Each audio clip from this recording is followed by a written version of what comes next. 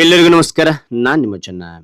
ಈ ಒಂದು ವಿಡಿಯೋದಲ್ಲಿ ಗುರುಪೂರ್ಣಿಮೆಯ ವಿಶೇಷ ಭಾಷಣ ನೋಡ್ತಾ ಇದೀವಿ. ಈ ಒಂದು ಭಾಷಣ ಅಂತಕ್ಕಂಥ ಇಷ್ಟವಾದ್ರೆ ಒಂದು ಲೈಕ್ ಅನೇಕ ವಿಡಿಯೋ ಪ್ರೋತ್ಸಾಹ ತುಂಬ ಸಿಗುತ್ತೆ. ಇನ್ನೊಬ್ರು ಶೇರ್ ಸಾಧ್ಯ. ಇಂಥ ಅನೇಕ ವಿಡಿಯೋ ಚಾನಲ್ ಸಬ್ಸ್ಕ್ರೈಬ್ ಆಗಿ. ಹಾಗೆ ನೀವು ಯಾವ ರೀತಿಯ ಭಾಷಣ ಯಾವ ರೀತಿಯ ಪ್ರಬಂಧ ಬೇಕಂತೇಳಿ ಕಾನ್ಸ್ಟ್ಲಿ ಕಾಲ್ ಮಾಡಿ. ಆ ವಿಷಯಕ್ಕೆ ತಕ್ಕಂತೆ ನಾವು ವಿಡಿಯೋ ಮಾಡಲು ಪ್ರಯತ್ನ ಪಡ್ತೇನೆ ಅಂತ ಹೇಳ್ತಾ ಹರಿ ಒಂದು ಭಾಷಣವನ್ನು ನೋಡ್ತಾ ಕಲಿತಾ ಹೋಗೋಣ ಬನ್ನಿ.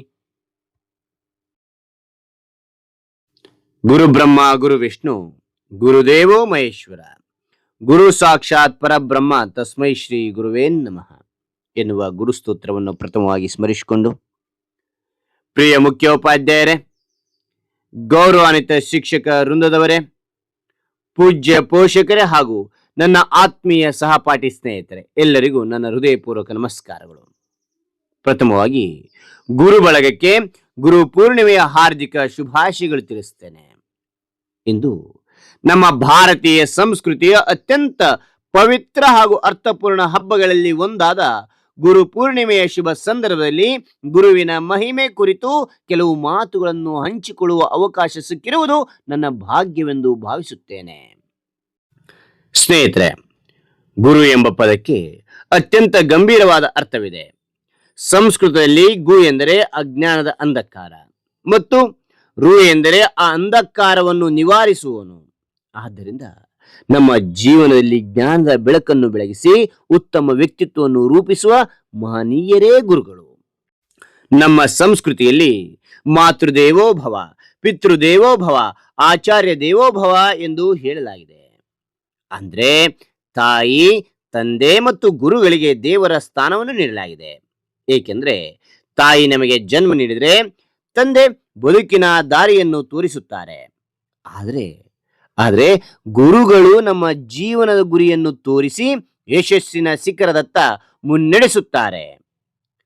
ಆಷಾಢ ಮಾಸದ ಹುಣ್ಣಿಮೆಯ ದಿನವನ್ನು ನಾವು ಗುರು ಪೂರ್ಣಿಮೆ ಎಂದು ಆಚರಿಸುತ್ತೇವೆ. ಈ ದಿನವನ್ನು ವ್ಯಾಸ ಪೂರ್ಣಿಮೆ ಎಂದೂ ಕರೆಯುತ್ತಾರೆ.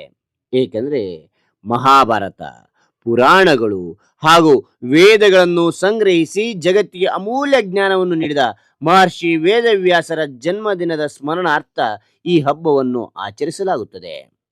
ಗುರುಗಳು ಕೇವಲ ಪಾಠಗಳನ್ನು ಬೋಧಿಸುವವರಲ್ಲ, ಅವರು ನಮ್ಮೊಳಗಿನ ಪ್ರತಿಭೆಯನ್ನು ಗುರುತಿಸಿ ಬೆಳೆಸುವವರು. ಸೋಲಿನ ಸಮಯದಲ್ಲಿ ಆತ್ಮವಿಶ್ವಾಸ ತುಂಬುವವರು. ಶಿಸ್ತು, ಸಂಸ್ಕಾರ, ಪ್ರಾಮಾಣಿಕತೆ, ದೇಶ ಪ್ರೇಮ ಮತ್ತು ಮಾನವೀಯ ಮೌಲ್ಯಗಳನ್ನು ಜೀವನದಲ್ಲಿ ಅಳವಡಿಸಿಕೊಳ್ಳಲು ಪ್ರೇರೇಪಿಸುವವರು. ನಮ್ಮ ಭವಿಷ್ಯವನ್ನು ಸುಂದರವಾಗಿ ರೂಪಿಸುವ ನಿಜವಾದ ಶಿಲ್ಪಿಗಳು ನಮ್ಮ ಗುರುಗಳೇ. ಇಂದಿನ ಈ ಶುಭ ದಿನದಲ್ಲಿ ನಮ್ಮನ್ನು ಅಕ್ಷರ ಜ್ಞಾನದ ಬೆಳಕಿಗೆ ಕರೆತಂದ ಪ್ರತಿಯೊಬ್ಬ ಗುರುಗಳಿಗೂ ಹೃದಯಪೂರ್ವಕ ಕೃತಜ್ಞತೆ ಸಲ್ಲಿಸೋಣ.